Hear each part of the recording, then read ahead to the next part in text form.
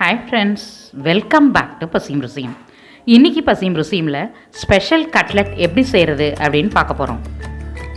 எதனால் இது special cutlet அப்படின்னு சொல்கிறோன்னா, பொதுவாக கட்லெட்டில் உருளைக்கிழங்கு, பிரெட் க்ரம்ஸ் இதெல்லாம் யூஸ் பண்ணி செய்வோம்.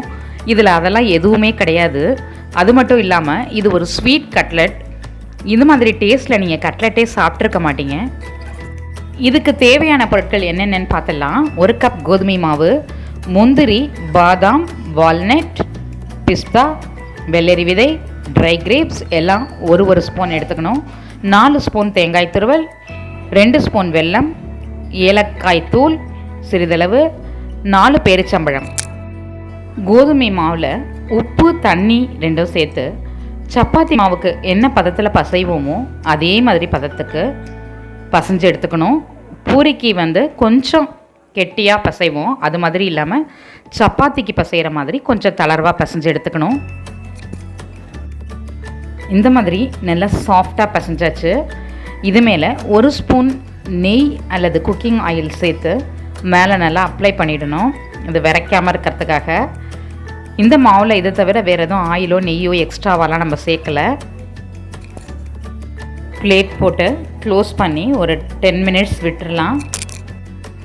இப்போது வெள்ளரி விதையை தவிர எல்லாத்தையுமே நட்ஸ், ட்ரை ஃப்ரூட்ஸ் எல்லாத்தையுமே குட்டி குட்டியாக சிசர் வச்சு கட் பண்ணி எடுத்துருக்கேன்.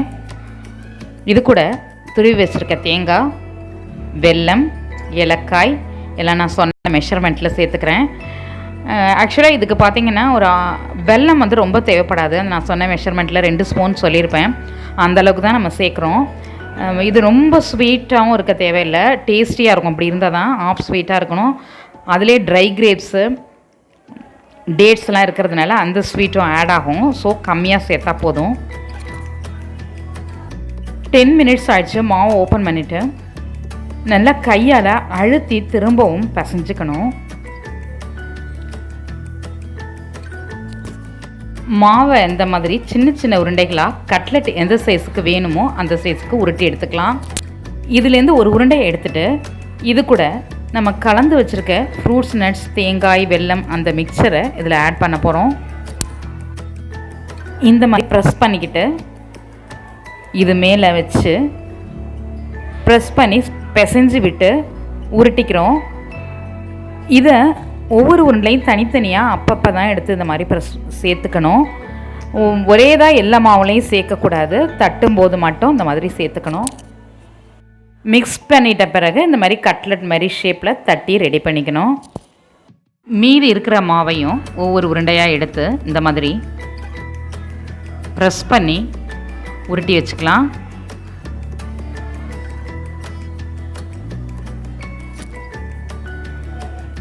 இந்த மாதிரி மீதி இருக்க உருண்டைகளையும் அழகாக தட்டி எடுத்துக்கலாம். நீங்கள் என்ன ஷேப்பில் வேணாலும் தட்டிக்கலாம், ஹார்ட் ஷேப்பு, ஸ்கொயரு, அப்படி என்ன ஷேப்பில் வேணாலும் நீங்கள் லைக் பண்ணுற மாதிரி இதை ரெடி பண்ணிக்கலாம்.